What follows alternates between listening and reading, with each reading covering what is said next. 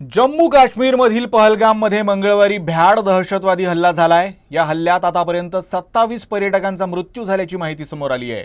त्यातच आता या हल्ल्यात महाराष्ट्रातील 2 नागरिकांचा मृत्यू झाल्याची आणि 2 जण जखमी झाल्याची ही माहिती मिळते आहे। दरम्यान या हल्ल्यात नागपुरातील एक कुटुंब सुदैवाने बचावलं आहे। शहरातील व्यापारी कुटुंबासह काश्मीरला गेलं होतं। दहशतवादी हल्ला झाला त्यावेळी ते घटनास्थळापासून अगदी जवळ होते आणि तिथून बचाव करत पळताना व्यापाऱ्याच्या पत्नीचा पाय देखील फ्रॅक्चर झालाय। या हल्ल्याबाबत त्यांनी माध्यमांना माहिती दिली आहे। मिळालेल्या माहितीनुसार नागपुरातल्या गोळीबार चौकातील एका इलेक्ट्रिकल मटेरियल दुकानाचे मालक आपल्या कुटुंबासह जम्मू काश्मीरला गेले होते।